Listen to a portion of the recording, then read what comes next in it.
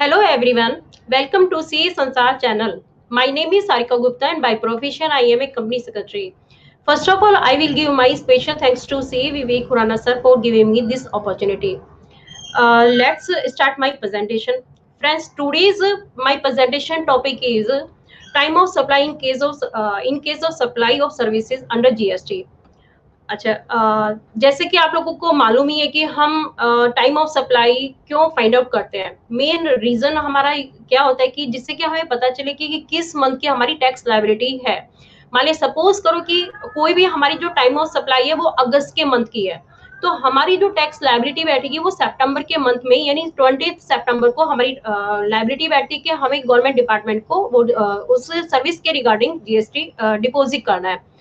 अच्छा, यहाँ जो हमारा सेक्शन है time of supply in case of services, यहाँ पे हमारा जो फॉरवर्ड चार्ज के केस में हमारा जो सेक्शन है वो 13 सबसेक्शन 2 और रिवर्स चार्ज के केस में जो सेक्शन है वो 13 सबसेक्शन 3 और कई बार जब सर्विस प्रोवाइडर किसी भी अपने कस्टमर को वाउचर सप्लाई करता है जिसके अगेंस्ट में वो रेसिपिएंट उस वाउचर के अगेंस्ट में कोई भी सर्विस रिसीव कर सकता है, तो उस वाले केस में यहाँ टाइम ऑफ सप्लाई का जो सेक्शन है वो सेक्शन है 13 सबसेक्शन 4 जो कि इन सबको गवर्न करता है। अच्छा, टाइम ऑफ सप्लाई को अंडरस्टैंड करने से पहले सबसे पहले तो हमें एक सेक्शन 31 देखना होगा कि यानी किस टाइम पर हमारी जो इनवॉइस है यानी सर्विस प्रोवाइडर को किस टाइम तक इनवॉइस इशू कर देनी चाहिए। सेक्शन 31 यहाँ पर कहते हैं कि जब भी कोई सर्विस प्रोवाइडर सर्विस देता है तो उस दिन या उससे पहले या फिर but with in 30 days of service या फिर वो सर्विस के बाद में भी इनवॉइस इशू कर सकता है, लेकिन बस क्या है कि सर्विस जैसे ही उसने प्रोवाइड की है तो उसके विद इन 30 डेज तक ही वो इनवॉइस इशू कर सकता है।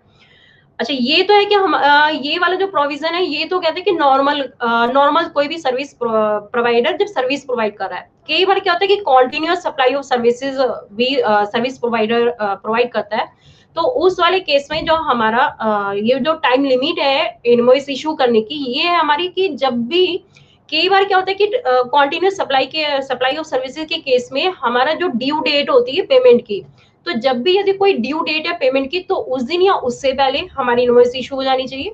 और यदि ड्यू डेट नहीं है तो उस वाले केस में जब भी रेसिपिएंट यानी सर्विस रेसिपिएंट जब भी पेमेंट कर रहा है सर्विस प्रोवाइडर को तो उस दिन या उससे पहले इनवॉइस इशू कर देनी चाहिए सर्विस प्रोवाइडर को।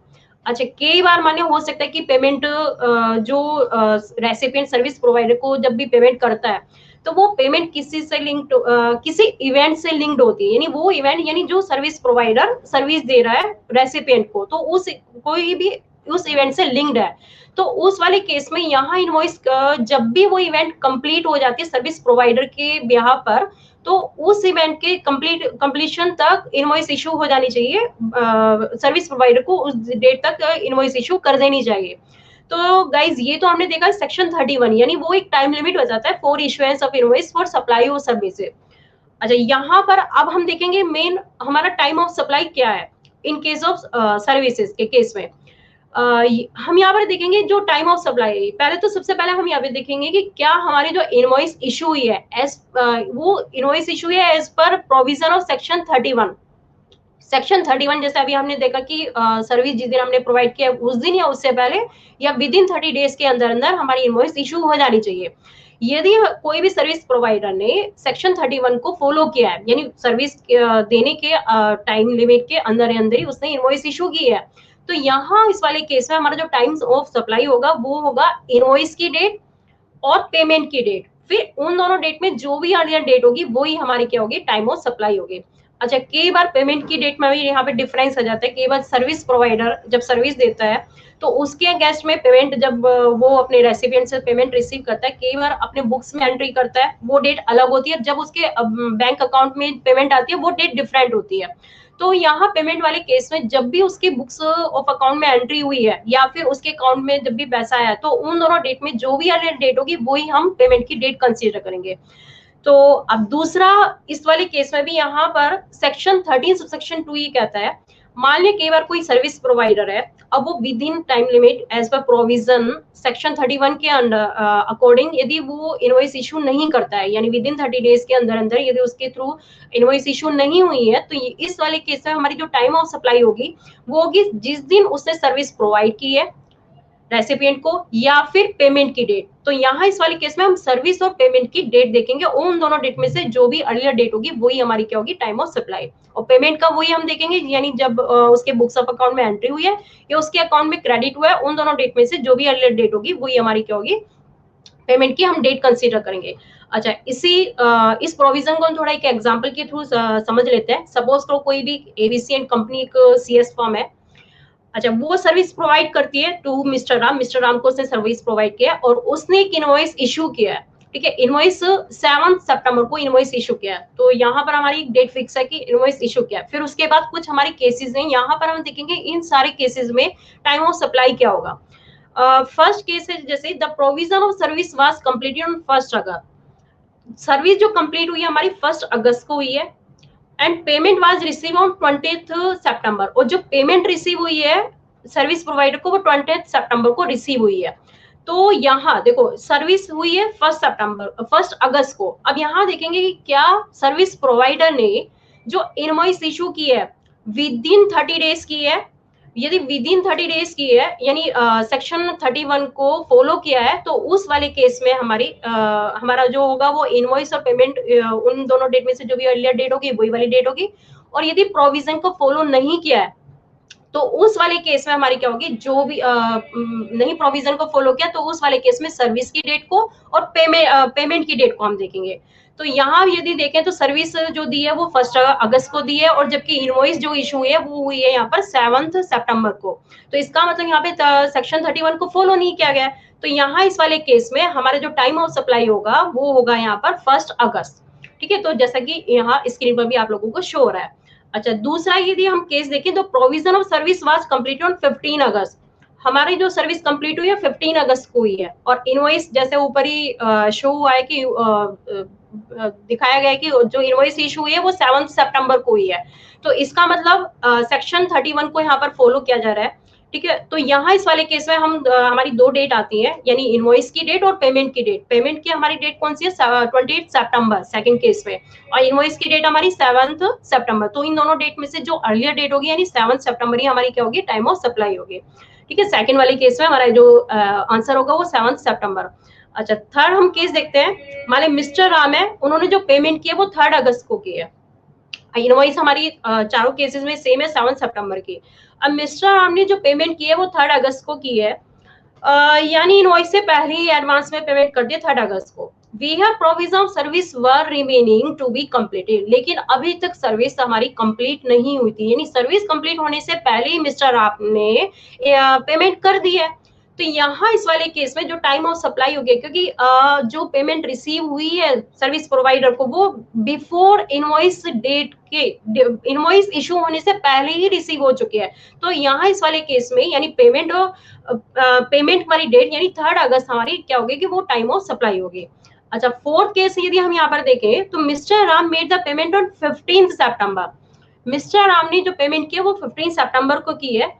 We the provision of services were remaining to be completed. अभी तक सर्विस हमारी कंप्लीट नहीं हुई थी, यानी जो सर्विस प्रोवाइडर सर्विस देता है वो कंप्लीट नहीं हुई थी, सर्विस अभी उनको दे सकते थे। लेकिन इनवॉइस हमारी कब इशू हुई थी, वो 7 सितंबर को। पेमेंट हुई है हमारी यहाँ पर 15 सितंबर। तो इन दोनों डेट में से अर्लियर डेट हम यहाँ पर देखेंगे, इनवॉइस वाली डेट यानी 7 सितंबर हमारी क्या होगी, टाइम ऑफ सप्लाई होगी, क्योंकि ये प्रोविजन ऑफ सर्विस से पहले ही हमारा इनवॉइस इशू हो गई है।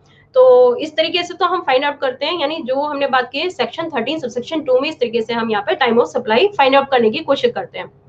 अच्छा, दूसरा हमारा जो कई बार जो सर्विस, कोई भी जब सर्विस प्रोवाइडर एसएपी उनको सर्विस देता है तो वहां पर रिवर्स चार्ज में वो सर्विस टैक्सेबल होती है। और जैसे मैंने आपको पहले ही बताया कि रिवर्स चार्ज के केस में यहाँ पे जो सेक्शन है वो सेक्शन है 13 सबसेक्शन 3। तो यहाँ रिवर्स चार्ज के केस में जो हमारा टाइम ऑफ सप्लाई होता है फ्रेंड्स, वो होता है कि पेमेंट की डेट हम देखते हैं। और पेमेंट की डेट जैसे मैंने आपको पहले बताया कि पेमेंट की डेट हमारी कई बार जब जो होती है कि वो हम अर्लियर डेट देखेंगे। हम यहाँ रिवर्स चार्ज के केस में हम यहाँ पर देखेंगे जो सर्विस रेसिपिएंट ने जो पेमेंट की है, ठीक है, जिस दिन उसने पेमेंट की है, यानी बुक्स ऑफ अकाउंट्स में जो उसने एंट्री की है या फिर जब उसने उसके अकाउंट से डेबिट हुआ है, तो उन दोनों डेट में से जो अर्लियर डेट होगी वो हमारी यहाँ पे पेमेंट की डेट होगी। दूसरी होगी following 60 days from the date of issue of invoice, यानी जब भी इनवॉइस इशू हुई है कि उसमें हम 60 डेज और प्लस करेंगे। 60 डेज प्लस करने के बाद में जो नेक्स्ट डे आएगा यानी 61st डे, ठीक है, वो डेट हम दो डेट फाइंड आउट करेंगे, पेमेंट की डेट और 61st day from the 61st day from the date of issue of invoice. इन दोनों डेट में से जो भी हमारी अर्लियर डेट होगी वही हमारी क्या होगी, टाइम ऑफ सप्लाई होगी in case of reverse charge. अच्छा, कई बार हो सकता है कि हम इस तरीके से यानी हमें पेमेंट की डेट नहीं मालूम है या फिर हमें इनवॉइस की डेट भी हम फाइंड आउट नहीं कर पा रहे हैं, नहीं पॉसिबल हो रहा है उस वाले केस में।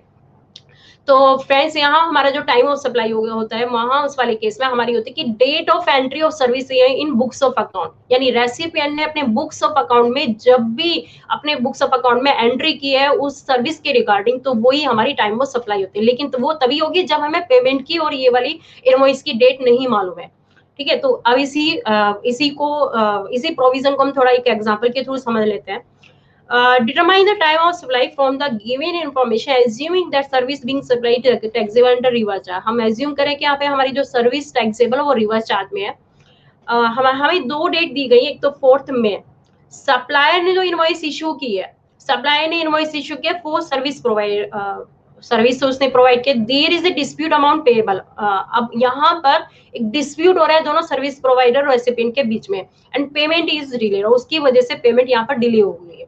यानी एक डेट हमारी आ गई इनवॉइस की डेट 4 मई, दूसरी डेट हमारी है 21 अगस्त, यानी जिस दिन पेमेंट की है, payment made to the supplier of service, यानी जिस दिन रेसिपिएंट ने सप्लायर को पेमेंट किया है 20 अगस्त। अब क्योंकि देखो ऊपर ही हमने बोला कि यहाँ पर हम एज्यूम करें कि हमारी रिवर्स चार्ज में सर्विस टैक्सेबल है। रिवर्स चार्ज में मैंने आपको पहले ही बताया कि यानी हमारी दो डेट, पेमेंट की डेट और 61st day from the date of invoice, है ना।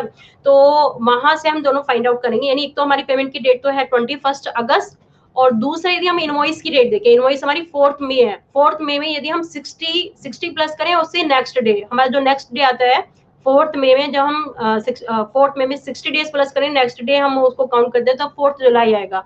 तो 4 जुलाई एक डेट हो गई हमारी और दूसरी हो गई हमारी 21 अगस्त। तो इन दोनों डेट में से जो अर्लियर डेट है यानी 4 जुलाई हमारी क्या होगी, टाइम ऑफ सप्लाई होगी। तो इस तरीके से हम रिवर्स चार्ज का हम फाइंड आउट करते हैं। अच्छा, दूसरा कई बार फ्रेंड्स क्या होता है कि सर्विस प्रोवाइडर किसी भी रेसिपिएंट को एक वाउचर देता है और जिस वाउचर के अगेंस्ट में उस रेसिपिएंट को फैसिलिटी दी जाती है कि उस वाउचर के अगेंस्ट में वो कोई भी सर्विस रिसीव कर सकता है। अब जैसे कि मैंने आपको जब मैंने एक वीडियो बनाई थी जो कि जिसमें कि time of supply of goods के केस के रिगार्डिंग बनाई थी, वहां पर भी सेम यही प्रोविजन है। तो वहां पर भी मैंने आपको ये बताया था कि जब भी कोई वाउचर किसी भी कस्टमर को दिया जाता है और वहां वाउचर में जो गुड्स आइडेंटिफिएबल होता है, जहां गुड्स के केस में वहां गुड्स आइडेंटिफिएबल होता है, लेकिन यहाँ सर्विस के केस में उस वाउचर में वो सर्विस आइडेंटिफिएबल है। यदि वो सर्विस आइडेंटिफियल है, यानी रेसिपिएंट को ये पता है कि इस वाउचर में मैं ये सर्विस, ये पर्टिकुलर सर्विस ही मुझे मिल सकती है। मान ली किसी भी कस्टमर को कोई वाउचर दिया गया, उस वाउचर में उसको स्पेशल मेंशन किया गया है कि उस वाउचर के अगेंस्ट में वो ये पर्टिकुलर यानी ब्यूटिशियन की या कोई भी ऐसे पर्टिकुलर वही सर्विस उसको रिसीव होगी। अब यदि आइडेंटिफिएबल है सर्विस, तो उस वाले केस में यहाँ पर जो टाइम ऑफ सप्लाई होगी जिस दिन वो वाउचर इशू हुआ है रेसिपिएंट को, तो वो वाली डेट हमारी यहाँ पे क्या होगी, टाइम ऑफ सप्लाई। सेम वही प्रोविजन है गुड्स के केस में और सर्विस के केस में, बस सेक्शन चेंज है। वहां गुड्स के केस में सेक्शन 12 सबसेक्शन 4 था, या सर्विस के केस में सेक्शन 13 सबसेक्शन 4 है। अच्छा, दूसरा कई बार क्या होता है कि जब सर्विस प्रोवाइडर वाउचर देता है रेसिपिएंट को, उस वाउचर में ये डिस्क्राइब नहीं होता कि उस रेसिपिएंट को उस वाउचर के अगेंस्ट में क्या सर्विस रिसीव होगी। सर ये नहीं पता होता कि क्या सर्विस रिसीव होगी, लेकिन बस उसको एक अमाउंट दी जाती है कि हाँ उतनी अमाउंट के अगेंस्ट में वो कोई भी सर्विस रिसीव कर सकता है।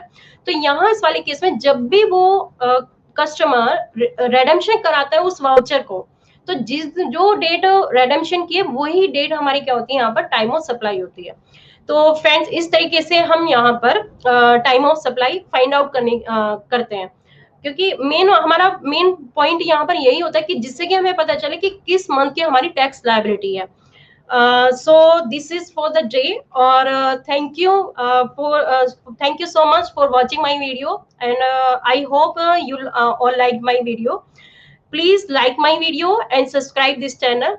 अच्छा, इस पॉइंट से रिलेटेड या इस टॉपिक से रिलेटेड यदि कोई भी डाउट है तो आप कमेंट बॉक्स में कमेंट कर सकते हैं, अदरवाइज आप मुझे मेल भी कर सकते हैं। उसका मैं रिप्लाई कर दूंगी आपको। Thank you so much, thank you so much very much.